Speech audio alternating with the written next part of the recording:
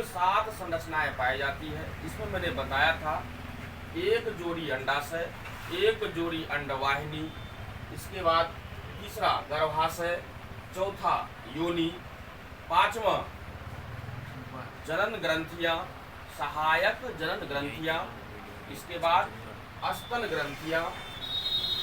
ये सभी जो है संरचनाएं मादा जनन तंत्र में पाई जाती है, जिसमें से हम आप लोगों को अंडाशय, अंडवाहिनी ये पहले क्लास में बताया जा चुका है।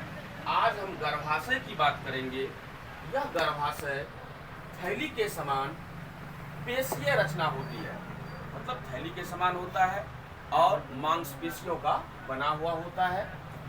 और हमें सबसे बड़ी बात ये जानना है कि ये गर्भाशय श्रोणि गुहा में पाया जाता है, श्रोणि गुहा में स्थित होता है। जो श्रोणि गुहा मूत्राशय और मलाशय के बीच में स्थित होता है, अर्थात गर्भाशय मूत्राशय और मलाशय के बीच श्रोणि गुहा में स्थित होता है। इसका पोजीशन हम लोग देख लिए, स्थिति देख लिए कहाँ स्थित होता है। इसके बाद हम जानेंगे कि गर्भाशय 7.5 सेंटीमीटर लंबी, 5 सेंटीमीटर चौड़ी और 3 सेंटीमीटर मोटी होती है। फिर से सुनिए, गर्भाशय 7.5 सेंटीमीटर लंबी, 5 सेंटीमीटर चौड़ी और 3 सेंटीमीटर मोटी होती है। गर्भाशय का ऊपरी भाग मुख्य भाग या काय कहलाता है, अर्थात बॉडी कहलाता है। गर्भाशय का ऊपरी भाग मुख्य भाग या काय कहलाता है, जो फैला हुआ होता है। गर्भाशय का निचला भाग सकरा नैरो होता है, जो ग्रीवा या सर्विक्स कहलाता है। गर्भाशय की भित्ति मोटी और पेशीय होती है। गर्भाशय का निचला भाग जो सकरा होता है, जिसे मैंने सर्विक्स कहा था, वो सर्विक्स नीचे की ओर योनि में अर्थात वेजिना में होती है। एक पॉइंट आप लोग इसमें ऐड कर लीजिए, एक पॉइंट लिख लीजिए कि गर्भाशय सामने से नाशपाती के आकार का दिखाई पड़ता है। गर्भाशय सामने से नाशपाती के आकार का दिखाई पड़ता है। लिख लीजिए, गर्भाशय सामने से नाशपाती के आकार का दिखाई पड़ता है, अर्थात कहे तो पियर से। इसके बाद पांचवा जो है, मादा जनन तंत्र में संरचना जो होती है वो योनि है। आज हम लोग योनि के विषय में जानेंगे। योनि जो है ये 7 से 10 सेंटीमीटर लंबी नली होती है, जो पेशीय होती है, मतलब मस्कुलर होती है, मतलब मांसपेशियों का बना होता है। कितना सेंटीमीटर लंबी नली होती है? 7 से 10 सेंटीमीटर। योनि 7 से 10 सेंटीमीटर लंबी नली होती है, जो पेशीय होती है। योनि के सामने मूत्राशय और पीछे मलाशय स्थित होता है। फिर से जानिए, योनि के सामने मूत्राशय और पीछे मलाशय स्थित होता है।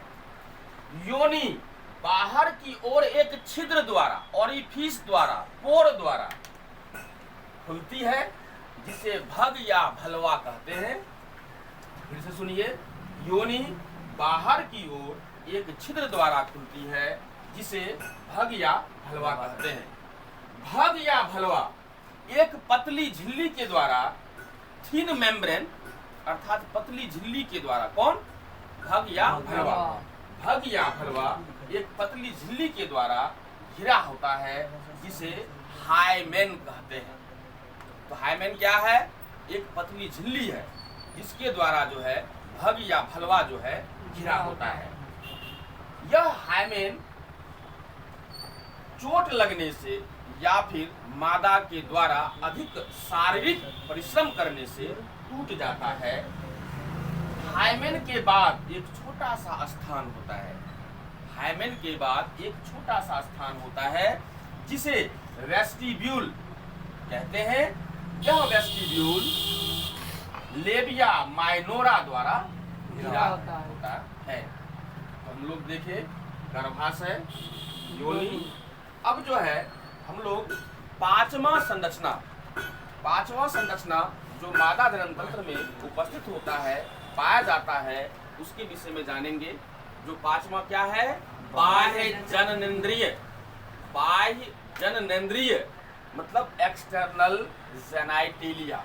एक्सटर्नल जेनाइटेलिया ये पांचवा संरचना है जो मादा के जनन तंत्र में पाया जाता है, जिसे हम पांचवा संरचना के रूप में आप लोगों को बताने जा रहे हैं। तो ये जानिए, ये बाह्य जननेंद्रिय जो है, एक्सटर्नल जेनाइटेलिया जो है, ये मादा का जो है बाह्य जनन अंग मतलब बाहरी जनन अंग है। और इस बाहरी जनन अंग में अर्थात एक्सटर्नल जेनाइटेलिया में क्या होता है? इसमें 4 तरह का संरचना पाया जाता है। Labia majora, labia minora, vestibule और क्लाइटोरिस। ये 4 संरचना का नाम जो मैंने लिखा है वो आपको एक्सटर्नल जेनाइटेलिया मतलब बाह्य जननेंद्रिय में पाया जाता है। और ये चारों संरचना को सम्मिलित रूप से अर्थात labia majora, labia minora, vestibule और क्लाइटोरिस, ये चारों संरचना को सम्मिलित रूप से हम लोग वल्वा कहते हैं। अब आप जानिए कि त्वचा के फोल्ड के रूप में एक जोड़ी 1 पेयर लेबिया मेजोरा पाया जाता है, जिसके ऊपर बाल पाया जाता है। तो आप जानिए ये लेबिया मेजोरा जो है एक जोड़ी होता है जो फोल्ड होता है, मुड़ा हुआ होता है, और इसके ऊपर हेयर लाइक संरचना अर्थात बाल पाया जाता है। त्वचा का दूसरा फोल्ड जो लेबिया मेजोरा के नीचे स्थित होता है उसको लेबिया माइनोरा कहते हैं। अब सबसे बड़ी बात हम लोग थोड़ा सा जाने, ये क्लाइटोरिस क्या होता है। तो मादा के बाह्य जनन अंग में ये क्लाइटोरिस होता है, एक उच्छाई संरचना होता है जो अत्यंत संवेदनशील मतलब सेंसिटिव संरचना होता है, जिसे हम लोग क्लाइटोरिस कहते हैं।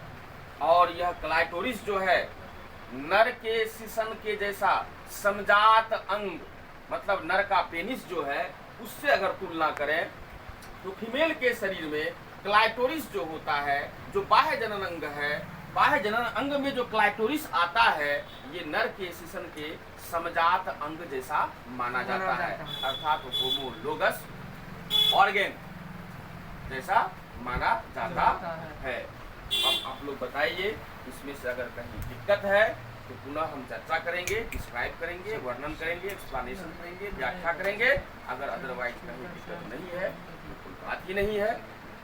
ठीक है, कहीं दिक्कत है? थैंक यू, आज यही तक।